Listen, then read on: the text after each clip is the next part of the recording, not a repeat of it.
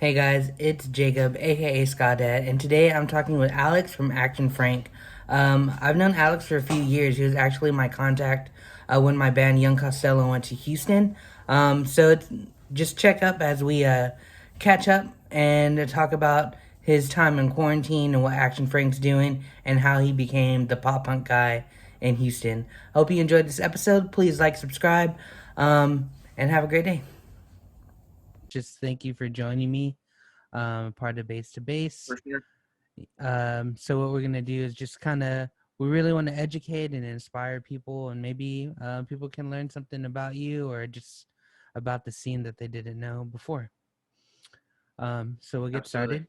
started. When did you know that music was gonna play a part of your life?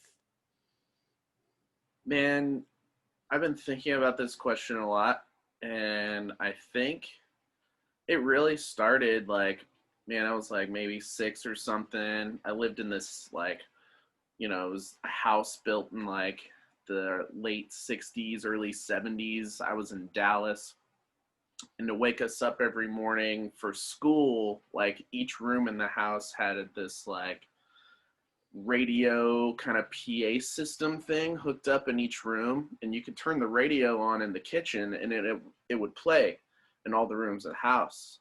And to wake us up in the morning, my mom would put on like Radio Disney, and that's what I would wake up to in the mornings. And I wanted to be like a radio DJ, like a disc jockey. Like I wanted to be the dude that picked the music that people listen to on the radio. And then it kind of went from there, like just kind of wanting to be kind of a performer. And then I got to an age where it's like, fuck it, let's play guitar, and then it just kind of, it was downhill from there. So I would say as young as like six.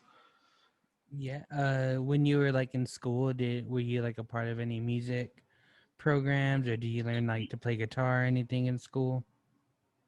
Yeah, so is actually like singing and vocal stuff first. Like I was in church choirs when I was a kid, and then I was in choir in my middle school years and stuff.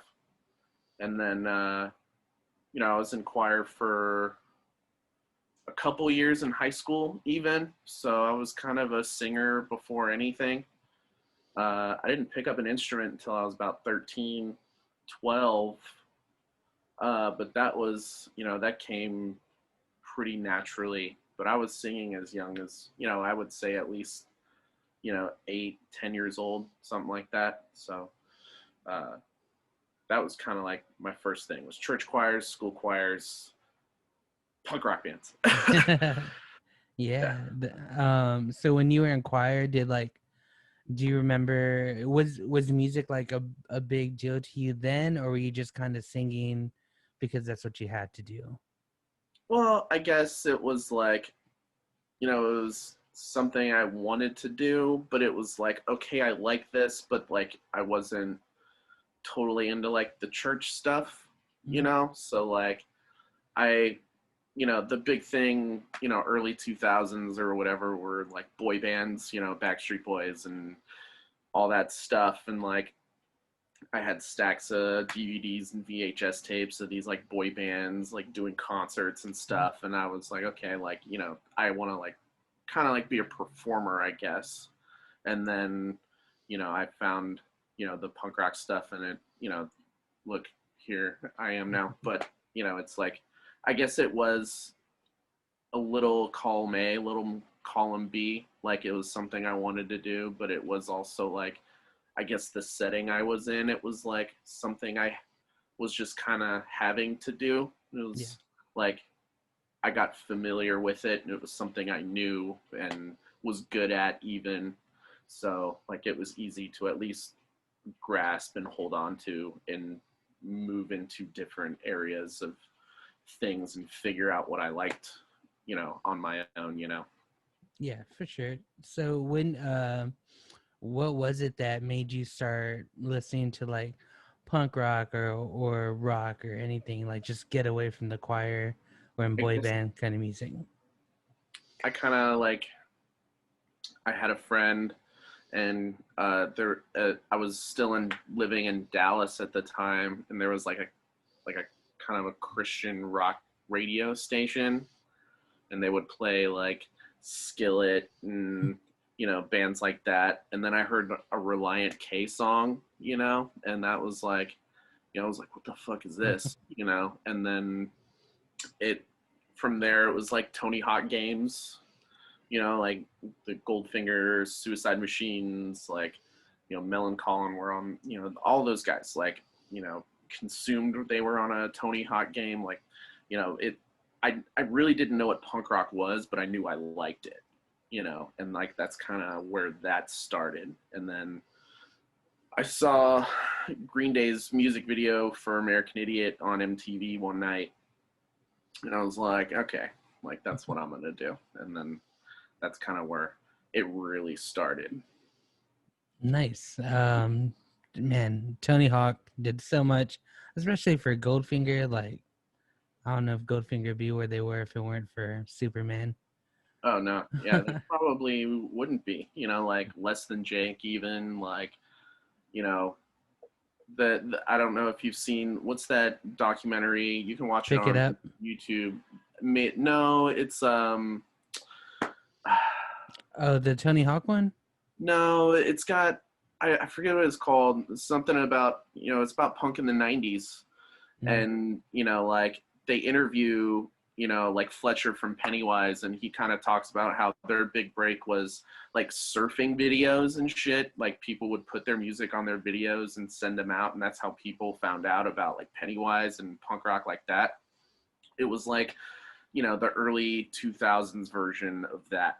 Tony Hawk was putting these bands on his video game, and kids like us were buying the shit out of the game, and that's kind of like what we grew up with and like grasped onto for nostalgia and everything. So it's like he did a lot for those bands for sure, and it did a lot for me for sure. So like it definitely played a big part in it for sure. Yeah, yeah, absolutely. When did you pick up your first instrument? I was like 13. I got a guitar for my birthday. Thanks, Grandma. And then I got another guitar. Then I got another guitar, and then picked up a bass, and it's been bass ever since. Yeah. So when you got your guitars, were you just how were you learning songs, like, or what were you doing once you got the guitar?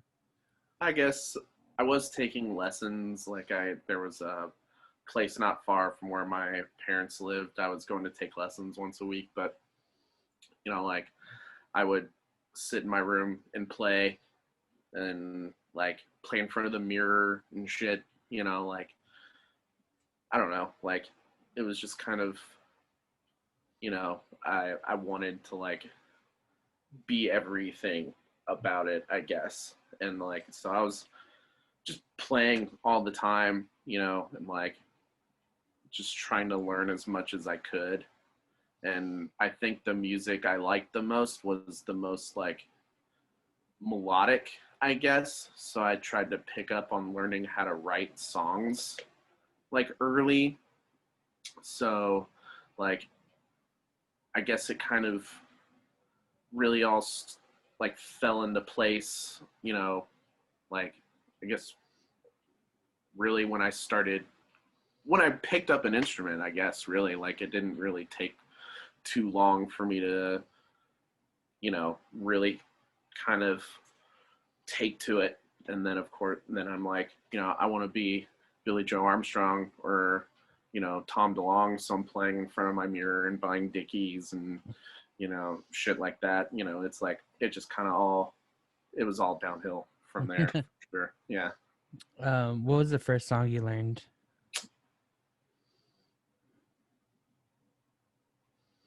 Fuck, dude, I don't know. I don't even remember.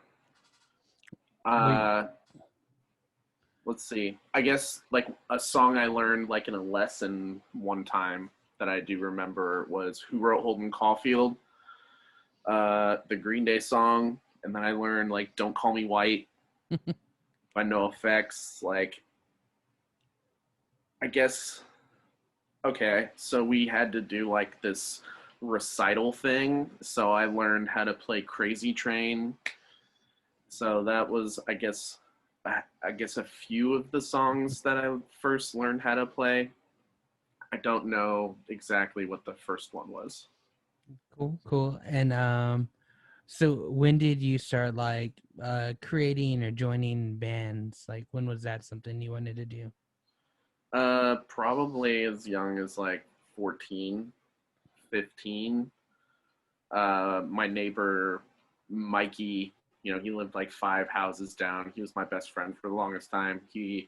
Uh, he had a guitar, and then I was like the singer kid. So then we kind of like started screwing around with that, and then I bought a guitar. Then he got a guitar, and then we were playing in his parents' garage, and that I guess that's when we Action Frank really started, and that we've had that band since we were kids, and then uh, that's kind of been the main project for the last 12, 13 years, I guess. And then, yeah, I would say it probably as young as 14. And were y'all first started by like jamming covers or was it originals, like you wanted to do original music? But it was kind of a little bit of both. Like we were playing covers, and then we were also, experimenting, writing our own songs, and just fucking around with it. Like I don't really remember exactly like any of the songs we first wrote, but I still have some stuff from when I was like 16, as early back as that on my computer, on my hard drive, and I listened to it. And I'm like, damn, come a long way. But, you know, it's like, I guess we didn't waste any time learning how to write our own songs. Yeah. Uh Hell yeah. So when did bass get involved? Like when did you switch over to bass? Our bass player, Ben, quit. So I kind of was a bass player out of necessity. I was like, well, I don't want the band to like dissipate because our bass player quit, went off to college or whatever he did. So uh, I bought a shitty little $80 Squire, and that was it. So I was like 17. I've been playing bass in bands for 13 years now. So, and now I'm like the bass guy. So Hell yeah, nothing wrong with that. nope. And when you were in Action Frank, was it still all in Dallas, or when you started? No, we started Action Frank here in Houston, uh, Okay. our little bubble of a suburb out in Sugarland, like Southwest side. So we were angsty suburban white kids wanting an outlet. So it kind of, you know, just happened like that. But we were in Houston for sure. Like I moved to Houston when I was like 10, something like that. So uh, Mikey and I really didn't start doing anything until a couple years later. So, but it all started in his parents' garage, and his aunt is in like the Nashville like Songwriters Guild or whatever it is. So she has like guitars and music equipment in her garage and gave us a bunch of old shit, and we went from there. So That's so badass. yeah. When did you start getting? When did you start playing shows, or like how? What was the process to even play shows? Like when you first started. Dude, Craigslist, man. Craigslist. So I found this ad for this production company, Gorilla Productions, and I hit them up, and they were like, "Oh yeah, you guys like can totally do this. Here's a bunch of tickets you have to sell and all that stuff." It was a pay to play kind of thing, but when they sent us the tickets to sell and everything, we were all stoked, and like we played our first show at Fitzgerald's when we were like 15, 16, something like that. So and we played like at 4 o'clock in the afternoon or something, So, but we did a bunch of the pay to play stuff. Our bass player Ben worked at this like putt putt place, and his boss let us play in like one of the party rooms a couple times, and it's stuff like that. Um, I think every like beginner band runs into the pay to play kind of productions. Like, what are just your opinions on pay to play? I mean it. I guess for a young band, it's a good way to kind of like learn how to promote yourself and learn how to play in front of people. I guess there are some silver linings to it, but when it in the end they are taking advantage of the bands, selling tickets for them, and it's not necessarily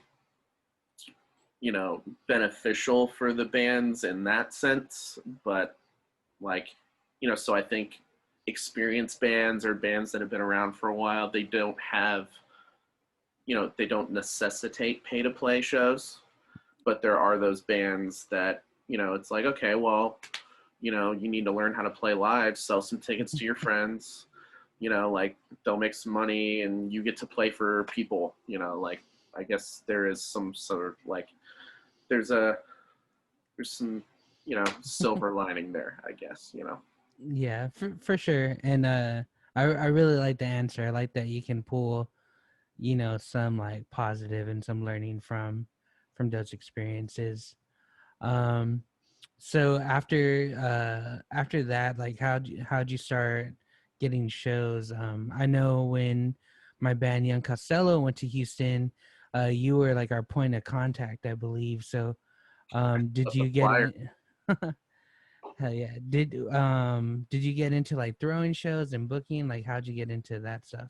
Well, it kind of really started like Action Frank started touring and we put out our full length, and like Houston has a punk rock scene. It's here, but it's mostly rap and metal. And the punk rock bands that are here, like, I mean, we have Days and Days, we had 30 Foot Fall, like, those bands were like playing out and touring, and, Days and Days works their ass off and stuff. So those are, I guess, the Houston bands that I really think of. But as far as like pop punk bands, like, there aren't many, and so we kind of took that sort of persona, like, I guess. So I started to get hit up by a lot of the pop punk bands, ska bands, like from around, like, I guess the US, and started really kind of putting on shows. I mean, I guess you kind of start small, like you guys are from San Antonio, so like San Antonio bands, Austin bands, like bands we would be playing with a majority of the time if we didn't play here. So like, we really started to get to know bands like Destroy Orbison, like Sketchy Trench, bands like that, Deadweight. They're all from your city, from Austin, Despero, Brake Lights, like all those guys, Nowhere Bound. Like there are so many bands that like it's kind of like, okay, Texas has its little thing, so I kind of need access to a calendar. Like, it wasn't until a couple years ago I started working for a production company putting on shows. So I was like the pop punk show guy. Like I booked a Muse last year. Um, Man, I did a lot of bands. I did the Lucky Egypts, Mabel's Marbles. I did fucking I can't even tell you, like the Palatines from McAllen. Booked them last year.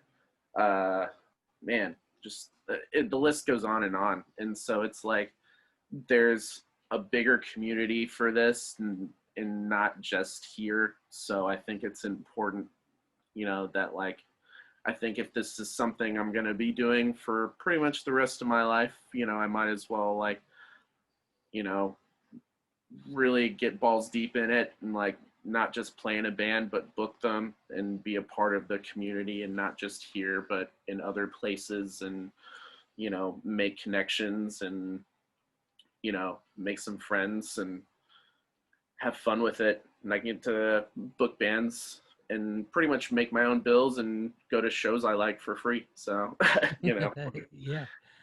So what can like just the local like music lover do to make sure that there is like a strong local scene just in any area? go to shows, man. Just go to the shows. Like, it's really all you got to do. Like, every city I think has its music scene, and there's definitely a punk rock scene here, and I think it's just kind of a matter of people getting off their butt and going to a show. Like, you don't have to necessarily like the bands or even know what bands are playing. Like, just walk into a place where there's a band. Like, just go do it. Like listen to the music. I think people have like music ADD now. Like it's just like I'm over here, I'm over there. Like just sit down and listen to an album or something. It doesn't have to be so I guess complicated. Like just go see the bands play. So yeah. Yeah, I think that's strong advice. So of course, we're in this pandemic. Numbers unfortunately are starting to spike again. What's Action Frank doing right now? We're just writing. Jason just tracked drums for our new full length. Um, we're waiting on those mixes to come back. The one thing I'm trying to take advantage of with the pandemic and everything is all the time we have to be creative. So with the new album, we haven't put anything out since 2016, 2014. So it's been about 6 years. So I'm not trying to rush the process or anything. Like, that's the good thing about it is we can take our time and make sure we can make it sound the way we want it to and all that stuff. So I guess just taking advantage of being creative and having the time to do that. And I've started another band and it's been kind of nice actually. Like we can't play for people, which sucks. And I think it's going to be a little while before anyone's really going to be able to do that. But just writing, write, write some songs. That's really all you can do if you can't play shows. So Yeah, yeah. What's your writing process like? I don't know, man. It's really random all the time. Like I write songs in the shower, like when I'm just kind of chilling in the shower, or like when I'm at work, I'll think of something and I'll write it down real quick or whatever. It's almost like Walk Hard, the Dewey Cox thing. Like he stood there and was like, oh my god, like that's it. Yeah. Like that. It's kind of like how that happened. It's almost like a phrase or a line or something. And I'm like, that's dope. And then I'll like try and figure something out, but there's never like a formula where I sit down and I'm like, okay, this verse, this verse, this verse. It's always like, I don't know, a riff first and then I'll put a melody to it and then figure out lyrics later, or first it's lyrics, then a melody, and then chords later. It's always different. When you're writing music, do you take into account what you're playing on bass? Um, like when you're writing your lyrics, melodies, like are you just thinking like, oh, I need to make sure I can play this on bass and sing over it, or is that not really something that comes to mind? Not really, because I mean, I write most of my songs on guitar, so it's not until I get my bass in my hand and we play the songs or start figuring out what we want to do that I hear what I want to do on bass.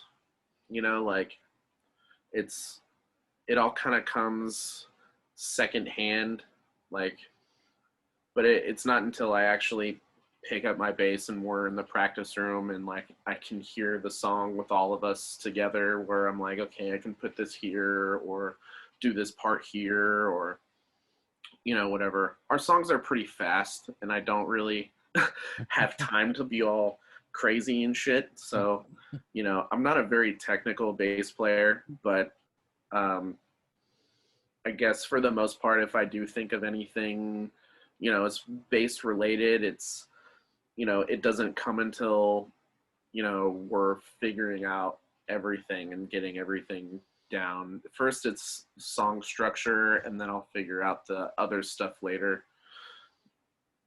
Yeah, for sure, man. So I know you said you're tracking drums right now. Are you doing everything from home? Are you guys going to other studios to track guitars, bass, vocals? We actually track drums in our practice room. Um, our buddy Curtis did that for us. He just came and mic'd up Jason and put on a metronome, and Jason took off. It took 2 days to do 8 songs, and then once we get the drum mixes back, Cody and I are gonna do guitars and bass in the practice room. I've got a little Scarlett, and we're just gonna track everything there. My new band, The Lockdowns, that's what we did. Uh, Pedro did drums at a studio. We got those mixes back, and then Jimmy and I did bass and guitar and vocals in the practice room, and then sent it to somebody to make it sound pretty. And we had an EP in no time. So that's not out yet, but it will be soon. So that's what Action Frank is doing. We're getting all those drum mixes back, and then Cody and I will do everything in the practice room, and then that'll be it. So I guess we're tracking everything ourselves other than drums, and just Matt Goings is mixing and mastering it. I found out about him through the Problematics. They're from Florida. Their drummer Billy played drums for Amuse when I booked them last year, and he did the Problematics record, and they're on A-Jam Records, and that's run by the dudes from Against All Authority. So I was like, okay, so I mean, if Matt, is putting out records on A-Jam, he might be able to make Action Frank sound good. So he's gonna mix and master everything for us and make us sound like we know what we're doing. And I'm really stoked for it. It's the first Action Frank record in 6 years, so it's gonna be rad. Yeah, I'm sure it's come out great. Yeah. Something that like I attribute to you just being like social media friend is I feel like you're really about like local support and underground kind of support, like underground bands.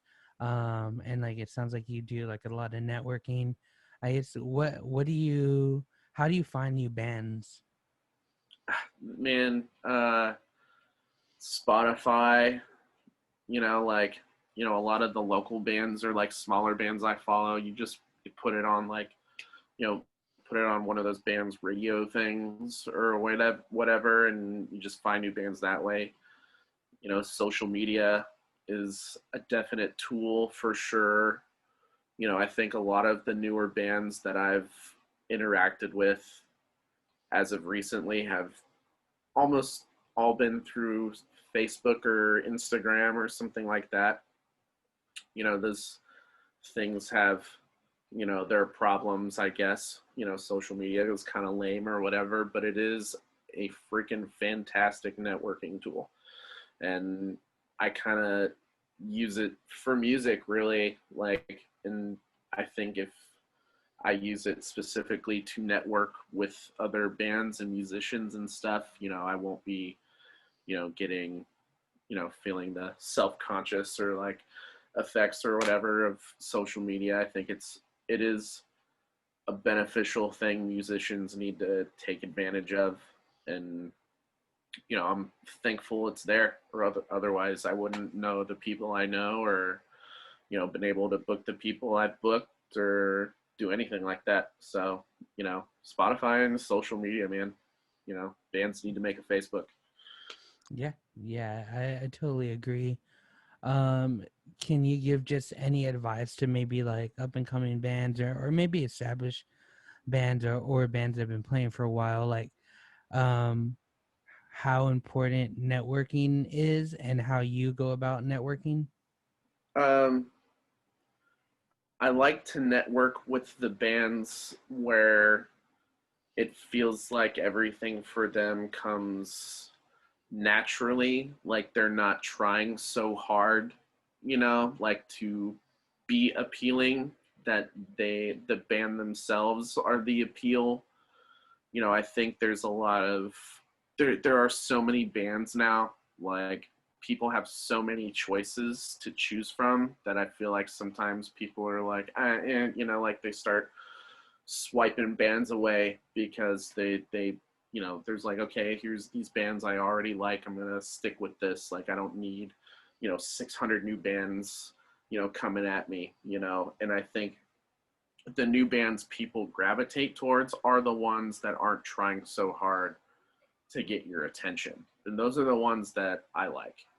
That like the band itself is the appeal. You listen to the band and you're like, yep, they're good. You watch the band play and you're like, yep, they're good. That's it doesn't have to be all bells and whistles with videos, or edited pictures, or like paying for the sponsored stuff on Facebook or whatever. I don't think it needs to be that complicated. I think if bands tour, like play in different places, and try in that sense, like don't try and just look like you play the part, actually play the part. And like, I think that's the one element bands forget about, is touring as well. Like, that's the best networking tool. Like, if Action Frank hadn't have done our big West Coast tour a few years ago, if we hadn't gone out with the Egypts and From Parts Unknown a couple years ago, like, that's the best networking tool. Playing with bands in different cities and being like, yeah, let's keep in touch. And that's kind of how it happens first, really. And then the social media and stuff comes after that, and all that stuff. So it's like, just don't try so hard. Be a good band, focus on being good, and, everything will come after that.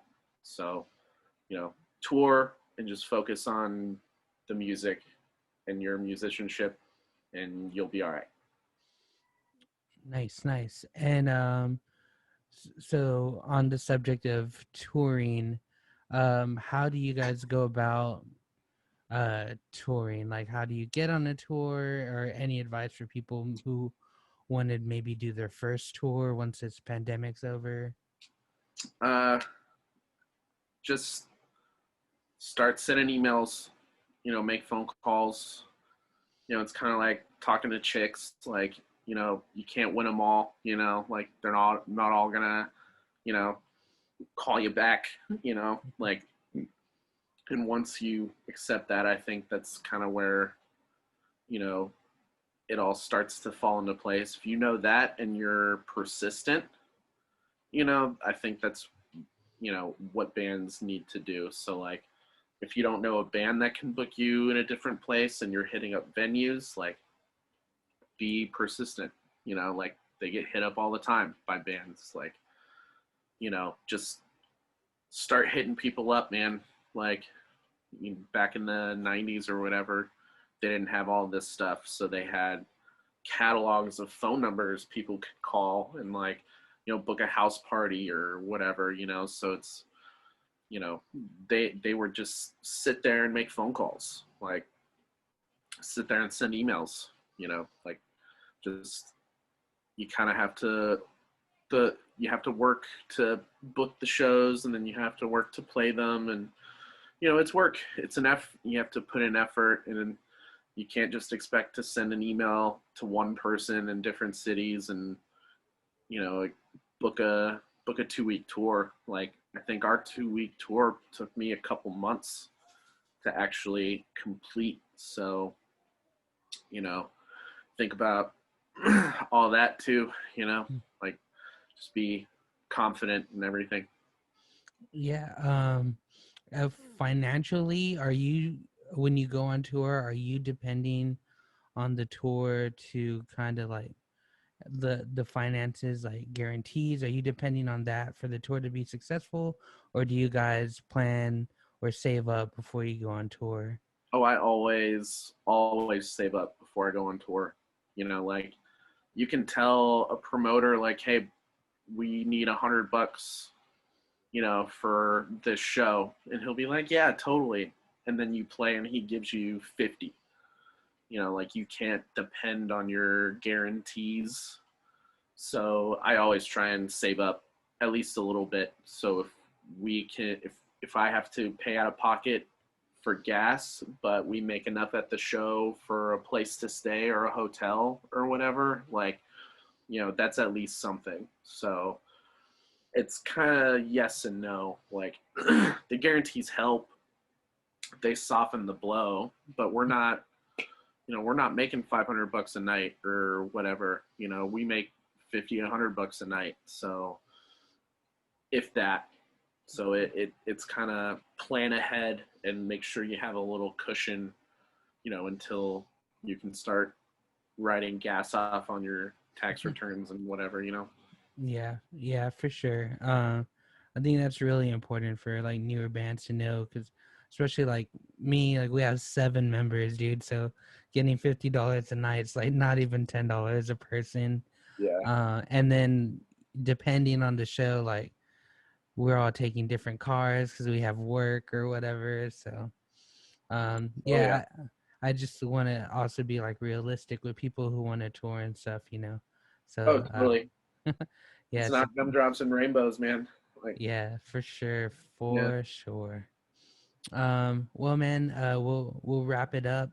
Where can people listen to or follow Action Frank and yourself on social media? Follow Action Frank on Facebook and Instagram, Action Frank TX, or just Action Frank on Facebook. New record does not have a release date, but we're working on it. It'll probably come out sometime next year. You can follow my other band, The Lockdowns, on Instagram, The Lockdowns TX. That EP is coming out hopefully this year. So make sure you do that. And then you can find me really on any social media just as Alex Pritchett. So hit me up, add me, do all that stuff. Hell yeah, man. Well, thank you so much for the time. I really appreciate you being a guest, and we'll just catch up soon. Man, I had a lot of fun. I've never done anything like this before. So I'm totally stoked, man. Thank you so much. Yeah, thank you. Have a good day, Much man. love. Later, bro. Later.